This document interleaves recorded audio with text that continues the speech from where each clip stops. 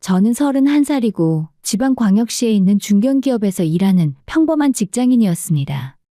부모님을 일찍 여의고 이종사촌 언니 집에서 자라며 남에게 패기치지 않는 삶을 살아왔어요. 저는 그렇게 조용히 눈에 띄지 않게 살고 싶었습니다. 그런데 저희 회사에 신입사원이 들어왔어요. 3살 연하의 그 남자는 첫날부터 저를 유심히 쳐다봤습니다. 선배님, 커피 드세요. 아, 고마워요. 선배님, 점심 같이 드실래요? 아, 오늘은 약속이 있어서요. 처음에는 그저 예의 바른 신입사원이라고 생각했습니다.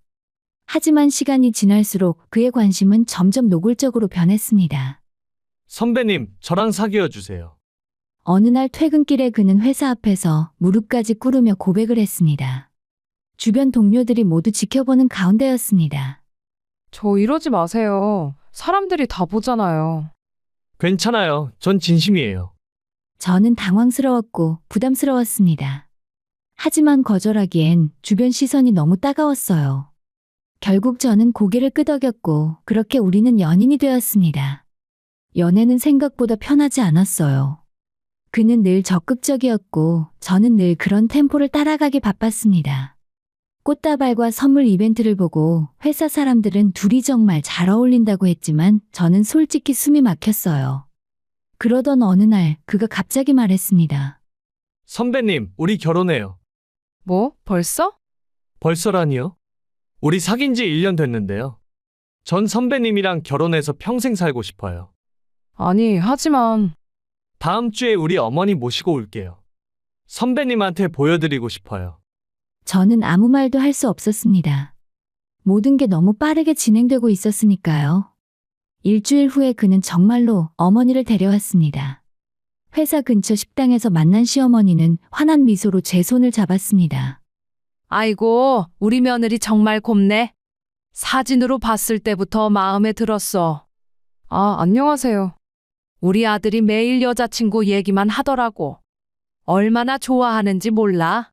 시어머니는 이미 결혼을 기정사실화하고 있었습니다. 우리 집은 넉넉하진 않지만 며느리 맞을 준비는 다 돼 있어.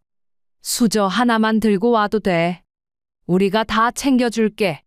아, 저 어머님. 아, 그리고 예단이나 이런 거 부담 갖지 마. 너 부모님 안 계시다며? 괜찮아. 우리가 다 이해해. 시어머니의 말은 따뜻했지만 동시에 제게는 압박으로 느껴졌습니다. 저는 정말 부모님도 없고 뒷배도 없고 가진 것도 없는 사람이었어요. 그런 제게 수저 하나만 들고 와도 된다는 말은 고마우면서도 한편으로는 제가 얼마나 초라한 사람인지를 상기시켰습니다. 선배님, 괜찮죠? 남자친구, 아니, 이제는 예비 남편이 된 그가 기대에 찬 눈으로 저를 바라봤습니다. 아, 괜찮네. 저는 결국 고개를 끄덕였습니다. 당시엔 거절할 이유도 거절할 용기도 없었으니까요. 그렇게 우리는 결혼 준비에 들어갔습니다. 회사 사람들은 축하해 주었고 저희는 회사 내 커플에서 부부가 되는 보기 드문 케이스라며 부러워했습니다. 언니, 진짜 복 받았다. 연하 남편이 저렇게 잘해주는데. 맞아. 평생 사랑받고 살겠네. 부럽다, 정말. 동료들의 말을 들으면서도 저는 왠지 모를 불안감을 떨칠 수 없었습니다. 뭔가 잘못되고 있다는 느낌, 하지만 구체적으로 뭐라고 말할 수 없는 그런 감정이었어요. 결혼식은 소박하게 치렀습니다. 제 쪽 하객은 이종사촌 언니네 가족과 회사 동료 몇 명뿐이었고 대부분은 남편 쪽 친척과 지인들이었습니다. 신부님 정말 예쁘세요. 행복하게 사세요. 고맙습니다. 저는 웨딩드레스를 입고 미소를 지었지만 가슴 한편에서는 여전히 불안이 맴돌았습니다. 짧은 신혼여행을 끝내고 신혼집으로 돌아온 첫날 밤, 남편은 소파에 앉아 TV를 켰습니다. 여보, 내일부터 출근이니까 오늘은 좀 쉬자. 그래. 저는 혼자 짐을 정리하며 생각했습니다. 이게 맞는 걸까? 이게 결혼인 걸까? 결혼은 끝이 아니라 고통의 시작이었습니다. 신혼의 달콤함은 일주일도 채가지 않았습니다. 결혼 전까지 그렇게 다정하고 적극적이던 남편은 결혼 반지를 낀 순간부터 완전히 다른 사람이 되었습니다. 여보, 출근 준비 좀 도와줄래? 와이셔츠 다림질 좀 하고. 아, 나 바쁘다고 그런 건 당신이 알아서 해야 하는 거 아니야? 뭐? 하지만 나도 출근 준비해야 하는데. 여자가 그것도 못해? 우리 엄마는 다 하시던데. 저는 어이가 없었지만 신혼초라 큰 싸움을 만들고 싶지 않아서 참았습니다. 그렇게 아침마다 남편의 옷을 챙겨주고 아침 식사를 준비하고 설거지까지 하고 나면 저는 항상 지각 직전이었습니다. 주말도 편하지 않았어요. 여보, 이번 주말에 친구들 불러서 집들이 할 거야. 뭐? 갑자기? 내가 준비할 시간이 없는데. 뭐가 그렇게 어려워? 음식 좀 준비하고 치우면 되지. 몇 명이나 오는데. 한 10명? 결국 그 주말에 저는 혼자서 10명분의 음식을 준비하고 집 청소를 하고 손님 접대를 했습니다. 남편은 소파에 앉아서 친구들과 게임을 하며 맥주를 마시고 있었죠. 와, 형수님 요리 정말 맛있네요. 고맙습니다. 형, 복 받았다. 이렇게 살림 잘하는 와이프 만나서. 남편은 으쓱하며 웃었습니다. 그러니까 내가 여자 하나는 정말 잘 골랐지. 저는 주방에서 설거지를 하며 씁쓸하게 웃었습니다. 잘 골랐다는 말이 마치 물건을 고른 것처럼 들렸으니까요. 손님들이 돌아간 후 저는 지친 몸을 이끌고 남편에게 물었습니다. 여보, 왜 나랑 결혼한 거야? 남편은 TV를 보다가 고개를 돌렸습니다. 왜 갑자기 그런 걸 물어? 궁금해서. 나한테 그렇게 적극적으로 결혼하자고 했잖아. 남편은 잠시 생각하더니 대답했습니다. 조용하고 조신해서. 뭐? 회사에서 봤을 때 너가 말 많이 안 하고 조용했잖아. 그런 여자가 좋더라. 집에서 말썽 안 부릴 것 같고 시키는 대로 잘할 것 같아서. 그 순간 저는 깨달았습니다. 남편은 저를 사랑해서 결혼한 게 아니었어요. 그저 순종적인 아내가 필요했을 뿐이었죠. 시댁과의 관계도 점점 힘들어졌습니다. 며느리야, 이번 주말에 우리 집 와서 김장 좀 도와줘. 시어머니의 전화는 예고 없이 왔습니다. 제가 이번 주말에 회사 일이 있어서요. 회사 일? 주말에 무슨 회사 일이야? 며느리가 시댁 일을 도와야지. 아니, 하지만 됐어, 기다릴게. 토요일 아침 일찍 와라. 전화는 일방적으로 끊어졌습니다. 결국 저는 토요일 아침 시댁으로 향했습니다. 나는 친구 만나야 해. 남편은 따라오지도 않았어요. 시댁에 도착하자 시어머니와 시누이가 저를 기다리고 있었습니다. 왔구나. 자, 여기 앞치마 입고 시작하자. 하루 종일 김장을 도왔습니다. 절인 배추를 씻고 양념을 버무리고 김치를 담았습니다. 허리는 끊어질 것 같았고 손은 양념 때문에 얼얼했어요. 그런데 시누이는 제가 일하는 동안 거실에서 TV를 보고 있었습니다. 어머님 아가씨는 안 도와요? 쟤는 아직 어려. 너는 결혼했으니까 당연히 해야지. 하지만 아가씨가 저보다 1살밖에 어리지 않은데요. 됐고, 그냥 해. 시집 온 며느리가 이 정도는 해야지. 저녁이 되어서야 김장이 끝났고 시어머니는 김치 여러 통을 제 차에 실어주셨습니다. 이거 가져가서 너희 집에서 먹어. 그리고 다음 주말에도 와라. 대청소 한번 해야 돼. 집에 돌아오니 남편은 소파에서 잠들어 있었습니다. 맥주캔이 테이블에 널려 있었죠. 저는 김치를 냉장고에 넣고 거실을 정리하고 남편을 깨워서 방으로 데려갔습니다. 그렇게 결혼 생활은 계속되었어요. 회사 일, 집안일, 시댁 일, 저는 쉴 틈이 없었습니다. 몇 달이 지나자 몸에 이상 신호가 오기 시작하더라고요. 피곤함이 가시지 않았고 특히 가슴에 뭔가 만져지는 것 같은 느낌이 들었습니다. 나 병원 좀 가봐야 할 것 같아. 무슨 병원? 괜히 돈 쓰지 말고 피곤하면 좀 쉬면 되잖아. 아니, 진짜 이상한 것 같아. 뭔가 멍울 같은 게 잡혀지는 게. 에이, 괜찮을 거야. 여자들 원래 그런 거 잘 느끼잖아. 남편은 제 말을 대수롭지 않게 여겼어요. 결국 저는 혼자 병원에 갔습니다.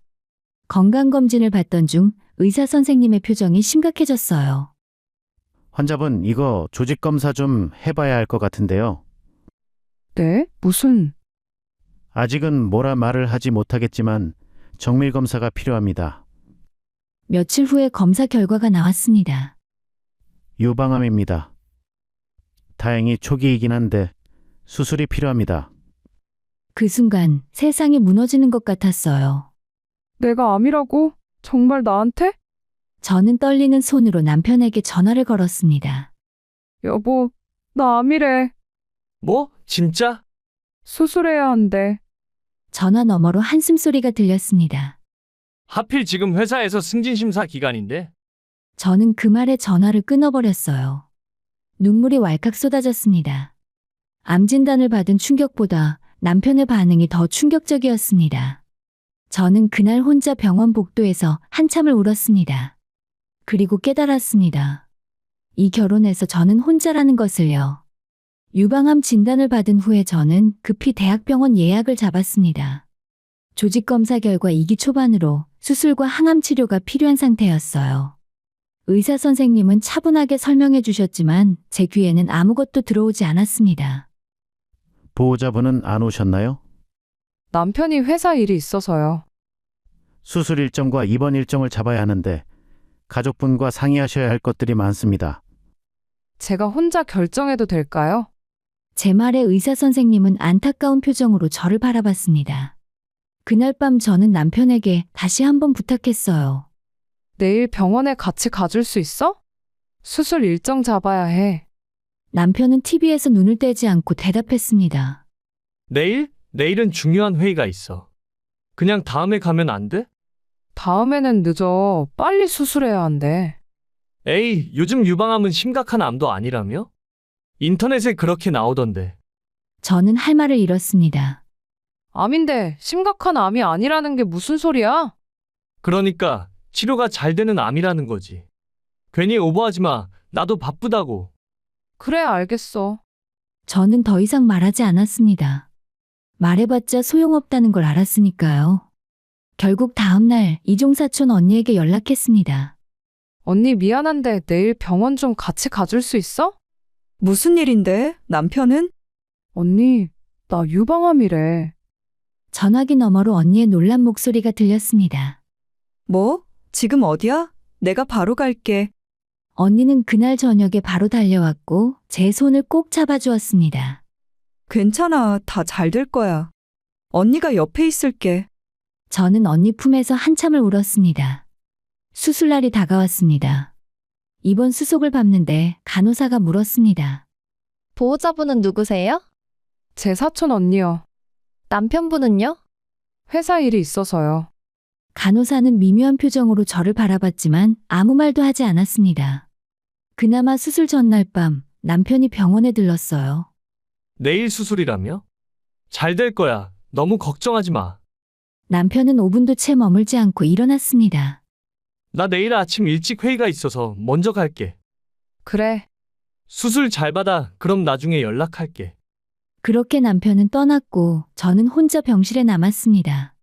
다음 날 아침 수술실로 들어가기 전에 언니가 다시 제 손을 꼭 잡아주었어요. 잘하고 나와. 언니가 여기서 기다릴게. 고마워, 언니. 수술은 4시간 정도 걸렸고 마취해서 깨어났을 때 언니의 눈물 어린 얼굴이 보였습니다. 수술 잘 끝났어. 선생님이 잘 됐다고 하셨어.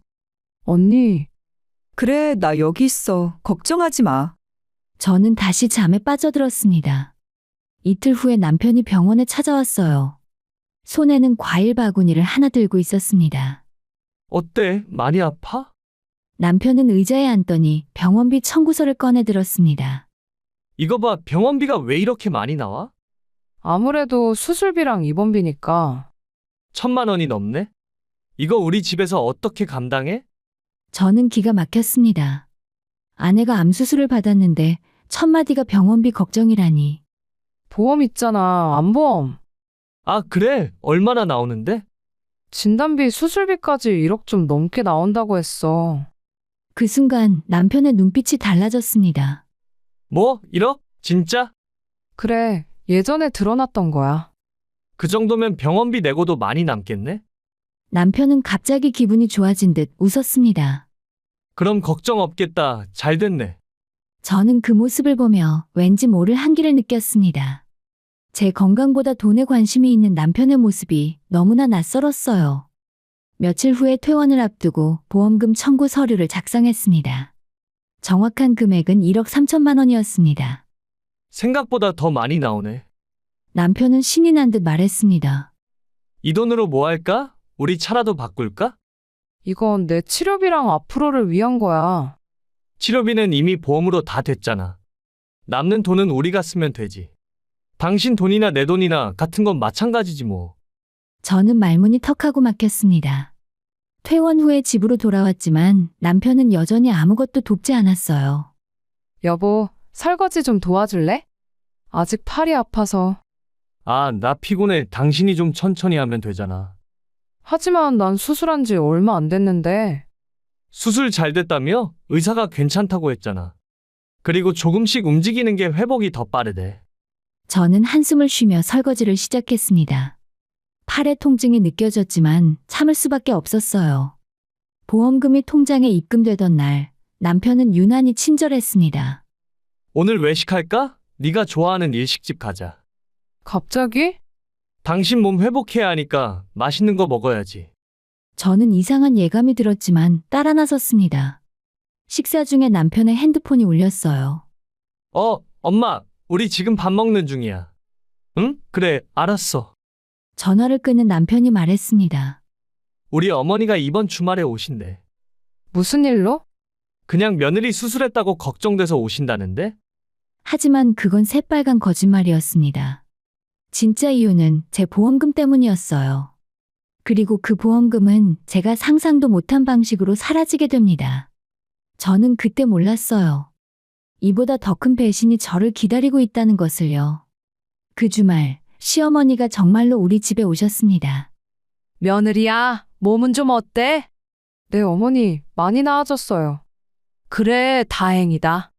암은 무서운 거니까 제발 안 하게 잘 관리해야 해. 시어머니는 평소보다 다정했고 저를 위한 음식도 직접 만들어 오셨어요. 바보 같은 저는 그런 모습에 조금 감동했습니다. 역시 가족이구나. 아무리 평소엔 무심해도 아플 땐 챙겨주시는구나. 하지만 저녁 식사 후에 분위기가 달라지기 시작했습니다. 그나저나 며느리야, 보험금 많이 나왔다며? 얼마나 나왔어? 이것저것 다 해서 1억 3천 정도요. 시어머니의 눈이 반짝였습니다. 와, 그 정도면 꽤 되네. 그 돈으로 뭐 할 거야? 아직 생각 안 해봤어요. 일단 앞으로 치료비로 쓰고. 치료비는 이미 다 나왔잖아. 남는 돈이 있으면 아무래도 좋은 데 써야지. 시어머니와 남편이 눈빛을 교환했습니다. 엄마, 그건 나중에 얘기해요. 남편이 시어머니를 말렸지만 시어머니는 계속 말을 이었습니다. 며느리야, 사실은 말이야. 우리 집이 너무 낡아서 이사를 좀 가고 싶거든. 네? 근처에 괜찮은 아파트가 나왔는데 전세 3억이면 된대. 지금 우리 집 팔면 2억 정도 나오는데 1억만 더 있으면 되는 거야. 저는 순간 무슨 말인지 이해가 되지 않았습니다. 그게 저랑 무슨 상관이 있나요? 며느리가 돈이 있으니까 좀 도와줄 수 있지 않겠어? 시어머니 집 이사하는 거 도와주는 것도 효도잖아. 어머님, 그건 제 병원비랑 앞으로를 위한 돈인데. 병원비는 이미 다 해결됐잖아. 남는 돈으로 시댁이나 좀 도와줘. 시집 왔으면 효도해야지. 저는 당황스러워 남편을 쳐다봤지만 남편은 고개를 돌렸습니다. 어머님, 이건 좀. 뭐가? 1억이면 되는 거야. 너도 돈 많이 나왔잖아. 그 정도는 해줄 수 있지? 하지만 이건 제 돈이에요. 시어머니의 얼굴이 굳어졌습니다. 네 돈? 결혼했으면 전부 가족 돈이지. 무슨 내 돈, 네 돈이 있어? 아니, 그래도. 에이, 됐어. 네가 우리를 가족으로 생각 안 하는구나? 알았어. 시어머니는 서운한 표정으로 자리에서 일어났습니다. 나 바로 돌아갈게. 더 이상 패 끼치기 싫으니까. 그리고 시어머니는 정말로 바로 일어나서 떠나셨습니다. 저는 죄책감이 들었지만 동시에 제 결정이 옳다고 생각했어요. 하지만 며칠 후에 이상한 일이 벌어졌습니다. 갑자기 은행에서 문자가 왔습니다. 1억 원이 출금되었습니다. 뭐지? 저는 급히 은행 앱을 확인했고 제 계좌에서 정말로 1억 원이 빠져나가 있었습니다. 여보, 이게 뭔데? 저는 남편에게 핸드폰을 들이댔습니다. 아니, 그게 내 돈을 왜 몰래 빼간 거야? 몰래 뺀 게 아니라 어머니 아파트 잔금 넣은 거야. 뭐라고? 저는 귀를 의심했습니다. 내 동의도 없이 어떻게 그럴 수 있어? 컴퓨터에 당신 공동인증서 있잖아. 그냥 좀 급해서 일단 그 돈 먼저 썼어. 근데 어차피 우리 가족 아니야? 어머니 좀 도와드리면 어때? 나는 싫다고 했잖아. 이건 내 병 때문에 받은 돈이라고. 당신 이미 수술 잘 끝났잖아. 그럼 이제 괜찮은 거지. 남편의 태도는 너무나 당당했습니다. 결혼했으면 시댁에 효도하는 게 당연한 거 아니야? 요즘 며느리들은 다들 왜 이 모양이야? 저는 말문이 막혔습니다. 당신 지금 뭐라고 한 거야? 사실대로 말한 거지. 어머니가 평생 고생하셨는데 며느리가 좀 도와드리면 안 돼? 이건 도와드리는 게 아니라 내 돈을 그냥 훔쳐간 거잖아. 훔쳐? 야, 말 함부로 하지 마. 나 당신 남편이야. 저는 더 이상 참을 수 없었습니다. 좋아. 그럼 경찰에 신고할게. 뭐? 경찰? 배우자라고 해도 동의 없이 돈을 빼가는 건 범죄야. 남편의 얼굴이 창백해졌습니다. 야, 너 미쳤어? 가족끼리 경찰 신고를 한다고? 가족이면 이렇게 해도 돼? 그리고 내가 암수술 받을 때 당신은 뭐 했어? 그건 회사 일이 바빠서. 병원에 한 번도 제대로 안 왔잖아. 보호자료도 안 가지고 입원했을 때도 회사 일 바쁘다고 안 왔잖아. 아니, 나도 바빴다고. 그럼 나는 암 환자였는데 혼자 모든 걸 감당해야 했다고. 저는 눈물을 흘리며 소리쳤습니다. 그런데 이제 와서 내 보험금은 챙기겠다고? 시어머니 집을 얻어주려고? 남편은 아무 말도 하지 못했습니다. 다음 날 날이 밝자마자 저는 변호사 사무실을 찾아갔어요. 변호사님, 저 남편이랑 이혼하고 싶어요. 무슨 일이 있으셨나요? 저는 그동안의 일들을 모두 설명했습니다. 결혼 후에 남편의 태도 변화, 암 진단 받았을 때의 무관심, 그리고 보험금 무단 인출까지 모든 이야기를 들은 변호사는 고개를 끄덕였습니다. 배우자 동의 없는 계좌 인출은 명백한 불법입니다. 이걸로 형사고소도 가능하고 이혼 사유로도 충분합니다. 그럼 돈은 돌려받을 수 있나요? 물론입니다. 그리고 위자료 청구도 가능합니다. 저는 그 자리에서 이혼 소송 준비를 시작했어요. 집으로 돌아왔을 때는 시어머니가 와 있었습니다. 며느리야, 이야기 다 들었어. 경찰에 신고하겠다고? 이건 어머님도 연루된 일이에요. 제 동의 없이 제 돈을 쓰셨잖아요. 뭐? 연루? 우리 아들이 준 돈인데 뭐가 문제야? 아들이라고 마음대로 줄 수 있는 돈이 아니었어요. 제 명의 계좌에서 제 동의 없이 빠져나간 돈이에요. 시어머니의 얼굴이 붉어졌습니다. 너 지금 시어머니한테 이러는 거야? 아파트 계약까지 다 했는데. 그럼 취소하세요. 아니면 법적으로 대응할 거예요. 뭐? 그리고 이혼 소송 준비했어요. 이제 더 이상 가족 아니니까 저한테 이래라 저래라 하지 마세요. 시어머니는 벌떡 일어나서 소리쳤습니다. 네가 감히 우리 아들이 왜 너 같은 걸 만나서 이 고생이야? 하지만 저는 더 이상 흔들리지 않았습니다. 당장 나가주세요. 안 나가시면 경찰 부를 거예요. 결국 시어머니는 욕설을 퍼부으며 집을 나갔습니다. 그날 밤 남편이 제 앞에 무릎을 꿇었습니다. 누나 미안해. 내가 잘못했어. 이혼은 하지 말자. 아니, 늦었어. 제발 한 번만 용서해줘. 당신은 나를 사람으로 본 적이 없잖아. 그저 돈벌이 도구였을 뿐이지. 아니야, 그게 아니라. 됐어. 변호사 통해서 연락할게. 저는 방으로 들어가서 문을 잠갔습니다. 몇 달 후에 합의 이혼이 성립되었습니다. 저는 1억 원의 이자까지 톡톡하게 쳐서 돌려받았고 위자료는 받지 않는 조건으로 빠르게 이혼을 마무리했어요. 자유를 되찾은 저는 새로운 시작을 준비했습니다. 하지만 이야기는 여기서 끝나지 않았어요. 남편과의 이혼 후 1년이란 시간이 흘렀습니다. 그 사이에 저는 직장을 옮겼고 회사 근처 작은 원룸에서 혼자만의 평온한 삶을 살고 있었어요. 암 치료 후 정기검진도 꾸준히 받았고 다행히 재발 없이 건강을 회복해 가고 있었습니다. 매일 아침 커피를 마시며 창밖을 바라보는 시간이 행복하더라고요. 그러던 어느 날 낯선 번호로 전화가 걸려왔습니다. 여보세요. 누나, 나야. 그 목소리를 듣는 순간 저는 온몸이 얼어붙었습니다. 바로 전 남편이었어요. 왜 전화했어? 나 좀 만나줄 수 있어? 만날 일 없어. 끊을게. 잠깐, 제발 5분만 시간 내줘. 목소리가 떨리고 있었습니다. 뭔가 심상치 않았습니다. 무슨 일인데? 전화로 말고 직접 보고 얘기하고 싶어. 저는 한참을 망설이다가 결국 카페에서 만나기로 했습니다. 약속 장소에 나타난 전 남편은 제가 아는 모습이 아니었어요. 얼굴은 헬쓱했고 체중도 많이 줄어 있었습니다. 머리카락도 많이 빠진 것처럼 보이더라고요. 많이 변했네. 나도 알아. 전 남편은 커피를 주문하지도 않고 바로 말을 꺼냈습니다. 나 췌장암이야. 뭐? 사기 말기야. 수술도 못한대. 그 말에 저는 숨이 멎는 것 같았습니다. 의사가 길어야 몇 달이래. 전 남편의 눈에서 눈물이 흘러내렸습니다. 너무 무섭고 힘들어서 누나한테 연락했어. 미안해. 정말 미안해. 내가 누나한테 못되게 굴었던 거 다 알아. 그때 내가 정말 잘못했어. 저는 아무 말도 할 수 없었습니다. 근데 지금 너무 무서워. 혼자서 이걸 견딜 자신이 없어. 그래서 나한테 뭘 바라는 건데? 전 남편은 고개를 들어 저를 바라봤습니다. 너가 내 보호자가 되어줄 수 있어? 뭐라고? 항암 치료 받으려면 보호자가 필요하고 간병도 누가 해줘야 하는데 지금 나한테는 누나밖에 없어. 어머니는? 어머니는 나이도 있으시고 본인 건강도 안 좋으셔서.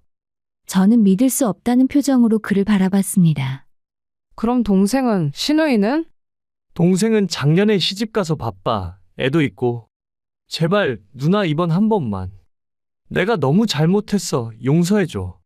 전 남편은 제 손을 잡으려 했지만 저는 그 손을 뿌리쳤습니다. 안 돼. 내가 암 수술 받을 때 당신 뭐 했어? 병원에 오지도 않았잖아. 수술하고 입원했을 때도 회사 바쁘다고 외면했잖아. 전 남편은 고개를 떨궜습니다. 그런 당신이 지금 나한테 보호자가 되어달라고? 미안해. 정말 미안해. 미안하다면 다야. 나는 그때 정말 죽을 것 같았어. 암 진단 받은 것보다 당신의 무관심이 더 아팠다고. 저는 그 말을 마지막으로 일어섰습니다. 이제 우리는 남이야. 다시는 연락하지 마. 누나 제발. 뒤에서 울부짖는 소리가 들렸지만 저는 뒤돌아보지 않았습니다. 며칠 후 이번에는 전 시어머니에게서 전화가 걸려왔어요. 며느리야, 미안하다. 저 이제 며느리 아니에요. 알아. 근데 우리 아들 일 때문에 더 이상 할 말 없어요. 제발 좀 들어봐. 우리 아들이 암이야. 알아요. 들었어요. 그럼 어떻게 모른 척 할 수 있어? 한때 부부였잖아. 제가 암 수술 받을 때는 어땠어요? 아니 그때 저 혼자 모든 걸 감당했어요. 시어머니도 남편도 아무도 옆에 없었어요. 그때는 미안했어. 이제 와서 미안하다고 하면 뭐해요? 저는 이미 다 잊었어요. 제발 병원만 좀 다녀줘. 간병인 쓰려면 돈이 너무 많이 들어서. 결국 이번에도 돈 때문이었습니다. 안 돼요. 저도 이제는 제 인생 살아야 해요. 이 몹쓸 것이 네가 그러고도 사람이야? 갑자기 시어머니의 목소리가 거칠어졌습니다. 한때 남편이었던 사람이 죽어가는데 그렇게 모른 척 할 수 있어? 네, 할 수 있어요. 어머님이 제 보험금 가져가실 때처럼요. 그건 우리가 잘못 생각했어? 이자까지 쳐서 다 돌려줬잖아. 이혼 조건이었으니까 돌려준 거잖아요. 진심으로 잘못했다고 생각하신 적 있어요? 시어머니는 말문이 막혔습니다. 이제 더 이상 연락하지 마세요. 저도 제 인생 살게요. 저는 전화를 끊고 그 번호를 차단했습니다. 저는 더 이상 흔들리지 않았어요. 제 인생은 제가 지켜야 했으니까요. 그 후로 몇 달이 지났습니다. 저는 평소처럼 출근하고 퇴근하고 주말에는 책을 읽거나 산책을 하며 조용한 일상을 보냈습니다. 전 남편과 시댁 식구들에게서는 더 이상 연락이 오지 않았습니다. 예전 직장 동료에게 오랜만에 연락이 와서 전 남편의 부고 소식을 전해 들었어요. 그날 저녁 집에 돌아와서 소파에 앉았습니다. 창밖으로 해가 지고 있었죠. 정말 죽었구나. 슬픔이 밀려올 줄 알았는데 이상하게도 아무 감정도 느껴지지 않았습니다. 그저 허망하고 한편의 긴 영화가 끝난 것 같은 기분이 들었어요. 머릿속으로 결혼 생활이 스쳐 지나갔습니다. 처음 만났을 때의 그 적극적이던 모습, 결혼식 날의 환한 미소, 그리고 결혼 후에 달라진 냉랭한 태도들. 우리는 왜 이렇게 됐을까? 몇 달 후에 우연히 전 시어머니를 마주쳤습니다. 동네 마트에서였습니다. 시어머니는 저를 보자마자 눈물을 글썽이셨습니다. 며느리야, 우리 아들 결국 갔어. 들었어요. 아파트도 팔았어. 병원비 때문에 이제 원룸에서 혼자 살아. 시어머니의 모습은 초라했어요. 예전처럼 당당하던 모습은 찾아볼 수 없었습니다. 다 내 욕심 때문이야. 내가 너한테 잘했어야 했는데. 이제 지난 일이에요. 너가 나 좀 용서해 줄 수 없겠니? 저는 잠시 생각했습니다. 용서요. 글쎄요. 솔직히 잘 모르겠어요. 그래, 그럴 거야. 시어머니는 쓸쓸하게 웃었습니다. 그래, 너라도 건강하게 살아라. 넌 아직 젊잖아. 어머니도 건강하세요. 저는 그렇게 말하고 자리를 떠났습니다. 그것이 시어머니와의 마지막 대화였습니다. 집으로 돌아오는 길에 저는 많은 생각을 했습니다. 결혼과 이혼, 큰 병과 배신. 지난 몇 년간 정말 많은 일들이 있었어요.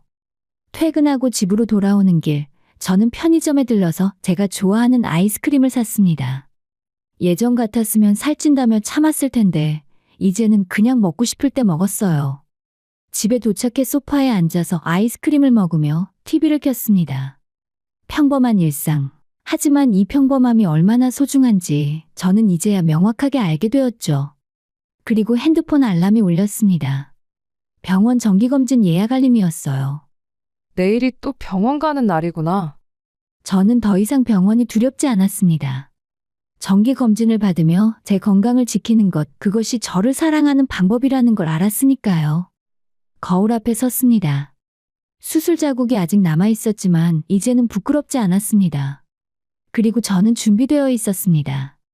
제 인생을 제가 원하는 방식으로 살아갈 준비가 말이죠.